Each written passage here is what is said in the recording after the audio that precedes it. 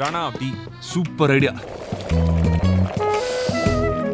వేడి వేడి tea, Marina beach లో కారకారంగా 2 మిర్చి బజ్జీలు. మాకు టీ అంటే ట్యాంక్ బండు, పక్కన ఉస్మానియా బిస్కెట్. ఆ తర్వాత ఒక పాత పాట. అది సేమ్డా, థ్యాంక్ యూ.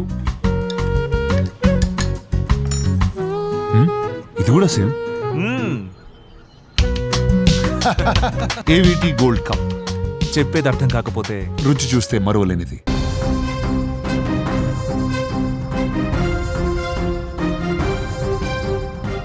నేపాల్లో వరద బీభత్సానికి ఇప్పటికే దేశమంతా అల్లాడిపోతున్న సందర్భంలో తాజాగా చైనా హెచ్చరించినటువంటి అంశం ఇప్పుడు సంచలనంగా మారింది. అసలు రాబోయే 72 గంటల్లో నేపాల్లో ఏం జరగబోతుంది? మరో ప్రళయం అక్కడ పెను విధ్వంసాన్ని సృష్టించేందుకు సిద్ధమవుతుందా? తాజాగా చైనా చేసినటువంటి హెచ్చరికల నేపథ్యంలో ప్రస్తుతం నేపాల్ పరిస్థితి ఏంటి? రాబోయే రోజుల్లో ఏం జరగబోతుంది? ముఖ్యంగా 72 గంటల్లో నేపాల్కి ఎలాంటి పెను ప్రమాదం ముంచుకు వస్తుంది? జాగ్రత్త పడకపోతే దేశం మొత్తం కూడా ఇప్పుడు తుడిచి పెట్టుకుపోతుంది అంటూ డ్రాగన్ కంట్రీ చైనా నేపాల్ ప్రభుత్వాన్ని అత్యంత తీవ్రంగా హెచ్చరించింది. సరిహద్దులలో ఏర్పడిన ఒక బ్యారియర్ సరస్సు ఏ క్షణమైనా మరొక సరస్సు ఇప్పుడు తెగిపడేటువంటి ప్రమాదంలో ఉందని, అది మరొక 72 గంటలు అత్యంత కీలకమంటూ కూడా బీజింగ్ స్పష్టం చేసింది. ఆ సరస్సు ఏంటి? అది తెగిపోతే నేపాల్లో జరగబోయేటువంటి ఉపద్రవం ఏంటి? పూర్తి వివరాలు ఒకసారి తెలుసుకుందాం. మరొకసారి ఇప్పుడు నేపాల్ తీవ్రమైనటువంటి భయాందోళనతో కొట్టుమిట్టాడుతుంది.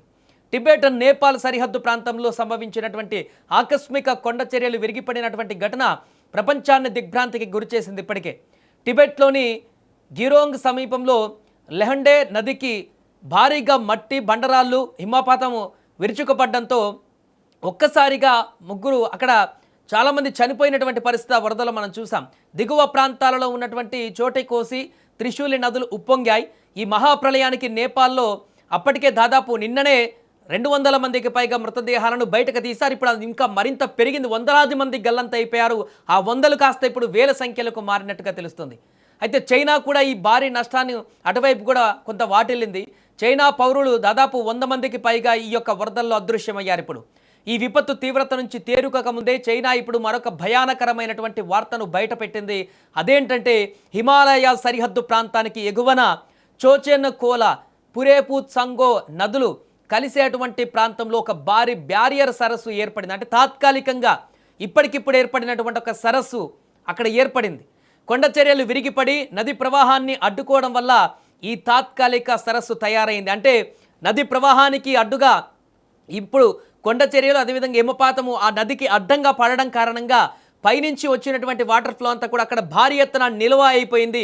ఒక బ్యారేజ్ కానీ మనం కడితే ఏ రకంగా నిల్వ ఉంటుందో ఆ రకంగా వాటర్ అంతా కూడా అక్కడ నిల్వ ఉంది. దీంతో అక్కడ తాత్కాలికంగా ఎవరు ఊహించని విధంగా ఇప్పుడు అక్కడ ఒక సరస్సు అనేది ఏర్పడింది. ప్రస్తుత అంచనాల ప్రకారం ఈ సరస్సులో ఇప్పటికే దాదాపు 20 లక్షల ఘనమీటర్ల నీరు నిల్వ ఉందంటే అర్థం చేసుకోండి ఎంత స్టోరేజ్ వాటర్ అక్కడ ఉందో. ఇప్పుడు భయం ఏంటంటే అది మన నిర్మించినటువంటి బ్యారేజ్ కాదు, లేకుంటే భారీగా కాంక్రీట్తో నిర్మించినటువంటి బ్యారేజ్ కాదు, కొండ చర్యలు విరిగిపడి ఆనకట్టలాగా ఏర్పడ్డటువంటి దారి కాబట్టి అది ఏ క్షణానన్నా కూడా ఆ సరస్సులాగా ఏర్పడ్డటువంటి వాటర్ ఫ్లోకి, ఆ ప్రెజర్కి ఎప్పుడన్నా అది కిందికి దూకేటువంటి అవకాశం ఉంది. అది కనుక అలా జరిగితే 3 రోజుల్లో మరో 30 లక్షల ఘనమీటర్ల నీరు కూడా అప్పుడు ఆ సరస్సుకు చేరేటువంటి అవకాశం ఉన్నట్టుగా చైనా సెంట్రల్ టెలివిజన్ హెచ్చరించింది. అంటే దాదాపు 50 లక్షల ఘనమీటర్ల నీటితో ఇప్పుడు ఆ సరస్సు ఏ క్షణమైనా కూడా ఆ ప్రెజర్ తోటి, ఆ ఒత్తిడితోటి కట్ట తాత్కాలికంగా ఏర్పడినటువంటి న్యాచురల్ కట్ట ఎప్పుడన్నా తెగిపోయేటువంటి ప్రమాదం ఉంది. చైనా హెచ్చరించినట్టుగా ఒకవేళ ఈ బ్యారియర్ సరస్సు కనుక తెగిపోతే నేపాల్ ఇప్పుడు మొన్న జరిగినటువంటి వరదలకు 10 రెట్లు 100 రెట్ల ఊహించని భారీ మూల్యాన్ని చెల్లించుకోవాల్సిన పరిస్థితి వస్తుంది. నిమిషాల వ్యవధిలో కోట్ల లీటర్ల నీరు ఉప్పొంగి దిగువకు ప్రవహిస్తుంది. తద్వారా దిగువన ఉన్న గ్రామాలు, పట్టణాలపైకి రాకాసి అలలు మాదిరిగా దూసుకు వస్తుంది. ఈ ప్రళయం వల్ల భోటేకోసి, త్రిశూలి నది పరివాహక ప్రాంతాలలోని వందలాది గ్రామాలు, అనేక జల విద్యుత్ ప్రాజెక్టులు పూర్తిగా నీట మునిగి మాయమయ్యేటువంటి ప్రమాదం ఉంది. ఇప్పటికే రోడ్లు, కమ్యూనికేషన్ వ్యవస్థలు దెబ్బతిన్న నేపాల్కు ఈ సరస్సు విపత్తు గనక సంభవిస్తే సహాయక చర్యలు అందించడం కూడా అసాధ్యంగా మారుతుందని నిపుణులు ఆందోళన వ్యక్తం చేస్తున్నారు.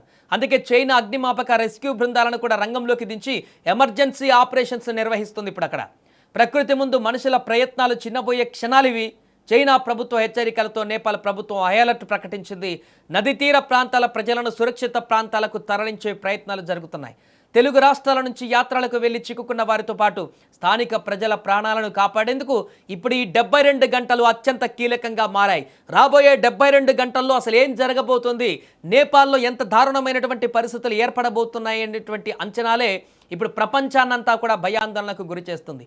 ప్రకృతి ప్రళయకాలం ఏ రకంగా ప్రళయం సృష్టిస్తుందనే దానికి ఒక ఎగ్జాంపుల్ లాగా నిన్న జరిగినటువంటి ఆ వరదలు మనం చూసాం. కానీ ఇప్పుడు అక్కడ ఏర్పడ్డటువంటి 50 లక్షలకు పైగా క్యూసెక్కులతో ఏర్పడ్డటువంటి ఘనమీటర్లతోటి స్టోరేజ్ అయినటువంటి ఆ సరస్సు కనుక ఇప్పుడు కూలిపోతే, ఎందుకంటే అది కొండ చర్యల కారణంగా అడ్డుపడినటువంటి నదికి అడ్డుపడినటువంటి కట్టకుతో ఏర్పడినటువంటి సరస్సు కాబట్టి అది ఏ క్షణానైనా ఆ కొండ చర్యలు కిందికి దిగువకి ఆ వాటర్ ఒత్తిడికి దిగువకు జారి కూలిపోయేటువంటి అవకాశం ఉంది. కాబట్టి ఒక్కసారిగా 50 లక్షల ఘనమీటర్ల నీరు కిందికి దూకేటువంటి అవకాశం ఉంది. తద్వారా నిన్న మొన్న చూసినటువంటి ఆ వరదలకు అనేక రెట్ల ప్రమాదకరమైనటువంటి ప్రళయ వరద ఇప్పుడు వచ్చేటువంటి అవకాశం ఉందంటూ చైనా హెచ్చరించినటువంటి అంశము ప్రపంచ దేశాలన్నింటినీ కూడా ఇప్పుడు వణికిస్తున్నటువంటి పరిస్థితి. ముఖ్యంగా నేపాల్ ప్రజలైతే బిక్కుబిక్కుమంటూ అక్కడ కాలం గడుపుతున్నటువంటి పరిస్థితి.